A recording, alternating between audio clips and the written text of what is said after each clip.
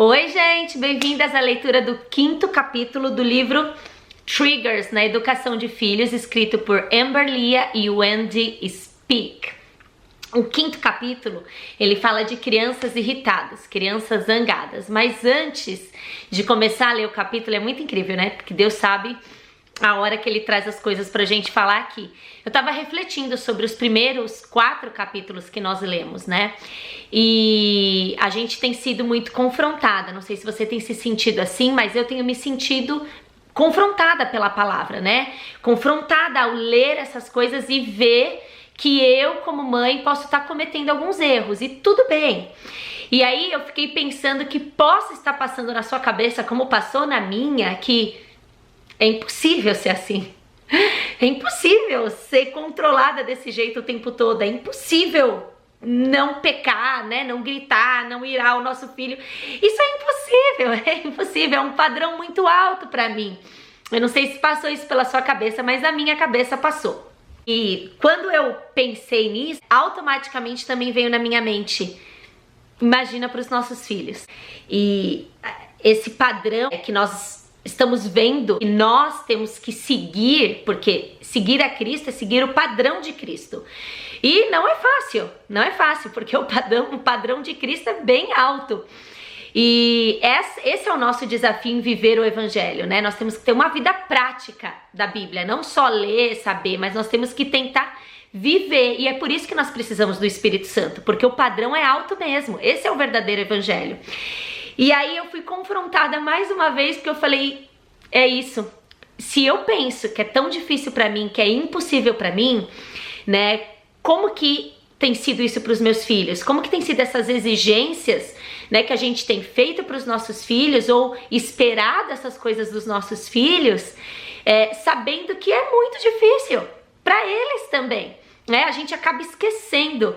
E tão curioso falar disso, que esse capítulo vai trazer essa reflexão. Eu falei, antes de abrir, olha só, na minha cabeça, eu falei, antes de começar a ler o capítulo, eu vou falar isso para as mães, para as mulheres que estão me ouvindo, porque esses pensamentos têm vindo na minha mente. E na hora que eu comecei a ler o capítulo, vocês não vão acreditar, falou a mesma coisa. Deus é muito lindo, porque Ele confirma, né? O que Ele fala conosco, Ele confirma depois. E uma segunda coisa que eu quero falar antes de começar a ler o capítulo é: não desista. Porque às vezes é difícil a gente se encarar, né? A gente vê quem a gente tem sido. É difícil quando Deus nos pega, né, e nos vira do avesso, e a gente começa a ver, né, as nossas imperfeições, os nossos erros, as nossas falhas, os nossos pecados. E de maneira nenhuma Deus quer nos trazer culpa e peso disso. Muito pelo contrário. O que Ele está querendo nos trazer é: olha, eu sei que você é imperfeita, e ainda assim, na sua imperfeição, eu tenho um trabalho para fazer na vida do seu filho. Mas nós não precisamos cobrar a perfeição de nós, muito menos dos nossos filhos. E é por isso que, quando a gente entende isso, a gente começa a ser mais leve conosco e com os nossos filhos. Isso não significa que eu permito ser do jeito que eu sou. Eu sou assim e tudo bem. Muito pelo contrário. Nós temos que buscar viver o Evangelho, assim como nós precisamos instruir e disciplinar os nossos filhos, mas nós devemos trazer a leveza. Quando a gente entende que Deus traz graça sobre nós, porque somos imperfeitas, né? E muitas vezes é difícil cumprir tudo que a gente precisa cumprir, a gente precisa trazer essa graça também para os nossos filhos. Não sei se eu consegui ser clara, mas esses pensamentos estavam vindo na minha mente. Eu achei legal trazer antes de abrir o 5º capítulo. E agora eu vou falar para vocês sobre o 5º capítulo: crianças irritadas. Quem escreveu esse capítulo foi a Amber. Então, crianças irritadas, crianças nervosas, crianças bravas, crianças zangadas, né? Angry kids, em inglês. E ela diz que ter uma criança irritada em casa, que explode por qualquer coisa, não é fácil, né? Porque é uma criança que grita, que não tem paciência com os amigos, e que por muito pouco, aquela criança, a gente fala que tem um pavio curto, por muito pouco acaba explodindo, né, com a gente, ou com os amigos, ou com o irmão, enfim. E como mãe, muitas vezes a gente acha que esse comportamento tem sido modelado por nós, né? A gente, como eu tenho um comportamento mais explosivo, como eu grito na minha casa, como eu me irrito na minha casa, meu filho tá repetindo um padrão de comportamento. E ela traz aqui que nós precisamos nos analisar. Então, mais confronto. Aguenta aí. Efésios 6,4 diz assim: pais, não irritem seus filhos, antes criem-nos segundo a instrução e o conselho do Senhor. E aí ela diz que um padrão de comportamento nosso pode gerar gradualmente raiva e ressentimento. E isso se transforma em hostilidade. Quando a raiva e o ressentimento transbordam no nosso filho, eles agem de maneira hostil, de maneira ríspida, de maneira rude. Então ela vai trazer aqui algumas coisas para a gente analisar se a gente tem se comportado ou tratado os nossos filhos de maneira que tem trazido sobre eles raiva e ressentimento. E aí ela coloca uma lista aqui, eu quero ler para você. Então vamos lá, aqui está a lista das coisas que podemos estar fazendo gerando raiva em nosso filho. Primeiro, expectativas irreais. Acabei de falar sobre como a gente precisa ser mais leve e estender mais graça sobre os nossos filhos. Comparar os irmãos. Às vezes a criança, ela não fala: ai, você tá me comparando, mas aquilo entra, ela vai guardando aquelas coisas. E aí, eu não sei você, quando eu tava lendo esse capítulo, eu falei, gente, é verdade, às vezes acontece alguma coisa comigo de manhã, ou meu marido fala alguma coisa pra mim, ou não sei, alguma coisa que me frustra de alguma maneira. E eu, às vezes, sou ríspida por causa daquilo que aconteceu. Ninguém tem nada a ver com isso. E eu fiquei pensando, gente, é verdade, isso acontece com as crianças também. Elas podem ter frustrações ao longo do dia e ser hostil com a gente ou com um amigo por conta do que aconteceu. E nós precisamos estar ligadas de que, às vezes, um comportamento hostil do nosso filho pode ser algo que está dentro dele. Nós precisamos conversar, precisamos observar, analisar. Eu achei muito legal o ponto que ela trouxe. Olha só, tem mais um. Favoritismo.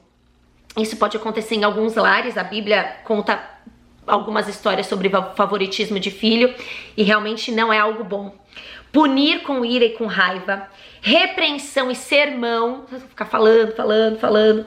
Abuso físico ou verbal. Desencorajamento e não elogiar o suficiente. Conflito e briga no seu casamento. A inabilidade da mãe de pedir perdão, né? A gente acaba errando e não pede perdão, não pede desculpa. Não ouvi-los de verdade. Então prestar atenção, perguntar sobre o que eles estão falando. Restrição e controle sobre o filho em exagero. Cada passo do filho é controlado. Não, faz assim, faz aqui, faz aqui. Não cumprir promessas. E a gente precisa tomar muito cuidado com isso. Menosprezar a criança, rejeitar. Lembra que a gente falou que depois que a gente corrige a criança, a gente não precisa menosprezar, a gente precisa rejeitar a criança, diminuir a criança. Nada disso é legal, a criança vai guardando essas coisas. Apontar constantemente as falhas da criança. Super proteção e descontar a nossa raiva na criança. E aí ela diz que essa lista é um parâmetro pra gente observar, e aí isso vai nos ajudar a entender se em algum desses pontos aqui a gente tem tido comportamento e tem causado algo em nosso filho. E aí ela diz que essas coisas precisam ser tratadas em nós primeiro, né? Então, primeiro é o nosso comportamento que muda, para depois a gente mudar a forma que a gente age com o nosso filho, e aí o nosso filho começa a mudar de comportamento. E isso leva tempo. E ela colocou aqui Lucas 6, 41, 42. Porque você repara no cisco que está no olho do seu irmão e não se dá conta da viga que está em seu próprio olho. Uma pergunta. Como você pode dizer ao seu irmão, irmão, deixe-me tirar o cisco do seu olho, se você mesmo não consegue ver a viga que está em seu próprio olho? Hipócrita! Tire primeiro a viga do seu olho e então você verá claramente para tirar o cisco do olho do seu irmão. Primeiro em nós, depois através de nós. E ela diz aqui que hipocrisia é impor um padrão ao outro que não impomos a nós mesmos. Sabe aquele dito popular, faça o que eu faz o que eu falo, mas não faz o que eu faço? Gente, isso daqui não existe. A gente tem que fazer e falar o que a gente faz. Não tem que falar, olha, eu posso, tá? Porque eu sou mamãe, eu sou adulta, eu posso gritar, eu posso fazer isso, você não. Porque as crianças, elas não seguem o que a gente fala, elas seguem modelos, elas seguem exemplos. E aí ela coloca uma porção de perguntas aqui pra gente fazer pra nós mesmos. E eu vou fazer essas perguntas, reflitam sobre elas. O meu objetivo com as palavras é ajudar o meu filho a se tornar parecido com Cristo ou é consertá-lo? Estou corrigindo meus filhos, tirando a farpa dos olhos deles e deixando a minha no olho? Sabe, naquele momento que você fala pro seu filho, para de gritar! Gritando, é mais ou menos isso. Estou crescendo em gentileza como mãe e esposa? Estamos buscando isso? Nós temos que buscar isso. Esqueço a idade dos meus filhos e espero mais maturidade e tenho expectativas irreais? Eu quero fazer uma pequena pausa aqui só para trazer uma reflexão para vocês sobre isso. Tem se falado demais, né? Ai, as crianças estão amadurecendo mais cedo, as crianças estão sabendo coisas que elas não deviam saber mais cedo e por isso estão amadurecendo mais cedo. Isso é uma mentira. As crianças, elas não estão amadurecendo mais cedo. Na verdade, estão jogando sobre as crianças coisas que não são para a idade delas e elas estão tendo que lidar sem maturidade com as coisas que estão sendo impostas para elas. Entendem? As crianças não são mais maduras, o cérebro não amadurece mais rápido por causa daquilo. Na verdade, elas têm que lidar diante do que está acontecendo sem maturidade.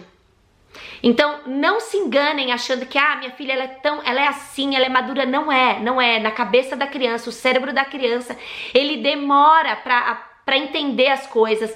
Tudo para a criança é muito mais intenso. Então não se iluda. O seu filho não é maduro. Se o seu filho é uma criança, ele não é maduro. Ele está tendo apenas que lidar com coisas na sua imaturidade. E isso aqui é um ponto que a gente tem que levar em consideração na hora de corrigir, de ensinar, de discipular os nossos filhos. Voltando.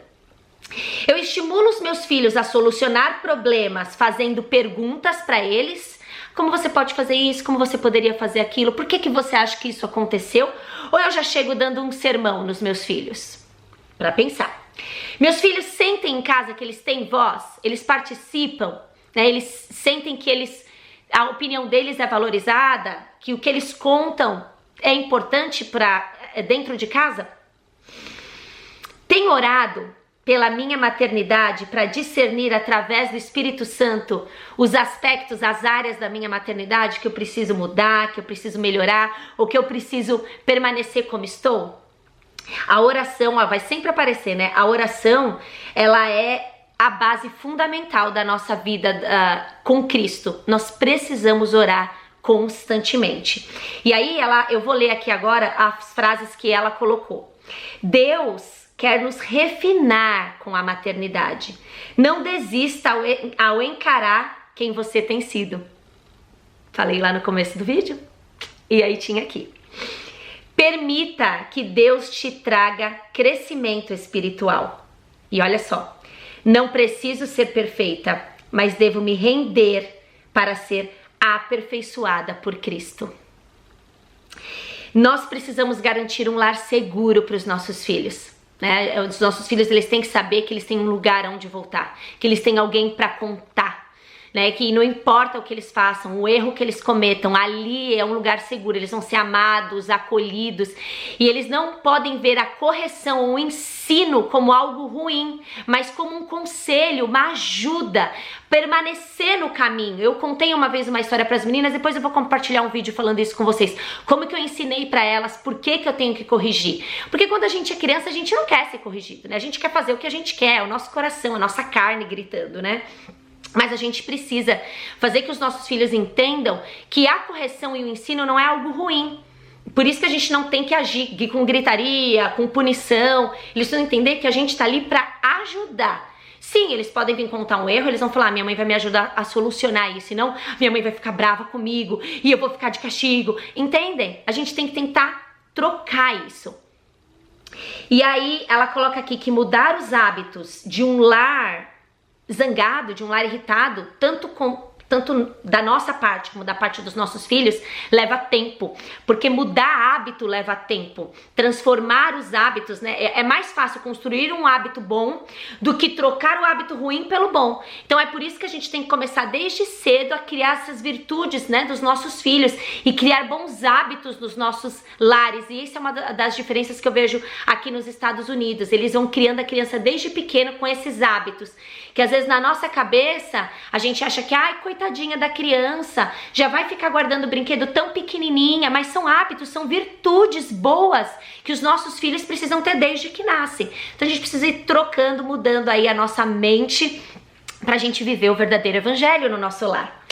E a gente tem que pedir pro Senhor sondar o nosso coração e mostrar aqui, diante dessa lista enorme que ela colocou aqui, que eu tenho certeza que, como eu me identifiquei com algumas coisas aqui, você também, pedir pro Senhor sondar o nosso coração e trazer sabedoria sobre nós, para que a gente possa começar a trazer outros hábitos bons para dentro do nosso lar, que comece com a gente. Amém? Vamos orar?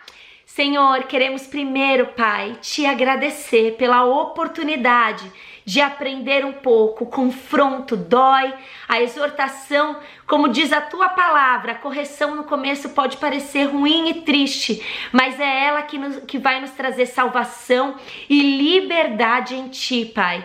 Nos perdoa, Senhor, quando a gente acha que a gente é superior aos nossos filhos, que a gente é melhor que os nossos filhos, quando nós estamos errando tanto quanto eles. Se é difícil para nós, Senhor, também é difícil para eles, então derrama sobre nós discernimento e sabedoria, para que a gente possa instruir os nossos filhos, para que a gente possa caminhar junto com eles, Senhor, para que eles possam ver em nós uma autoridade que vive o evangelho, para que eles possam se espelhar em nós para bons hábitos e boas atitudes, Senhor. Vai sondando o nosso coração conforme a gente for caminhando. Eu sempre peço isso para Deus, conforme eu for falando, vai me alertando, vai colocando as palavras na minha mente, para que eu possa falar as palavras que edifiquem a vida das minhas filhas, que eu não traga palavras rudes, que eu não traga rótulos, Senhor, mas que eu traga palavras de vida e de encorajamento para a vida dos meus filhos. Transforma o meu lar hoje num lar de paz, num lar sábio, Senhor, em nome de Jesus, Pai. Nós não queremos mais gritarias, nós não queremos mais ira dentro do nosso lar, nós queremos viver um verdadeiro evangelho, nós não queremos viver partes do evangelho, nós queremos viver o evangelho plenamente, o evangelho completo, mas nós sabemos que isso leva tempo. Então, Senhor, estamos abertas para o teu processo, para o teu caminho, para o objetivo que o Senhor quer nos levar, Pai. Nos perdoe e nos traz graça todos os dias, Senhor. Obrigada que ainda na nossa imperfeição o Senhor nos escolheu para uma missão tão importante, que é discipular os nossos filhos, Pai. Em nome de Jesus, guarda a nossa vida, guarda a nossa casa, guarda a mente e o coração dos nossos filhos agora, Pai. Em nome de Jesus, amém. Amém, meninas. Até a próxima segunda-feira, né? Eu sei que tem pessoas que estão assistindo em dias diferentes, mas eu volto na semana que vem. Um beijo, tchau!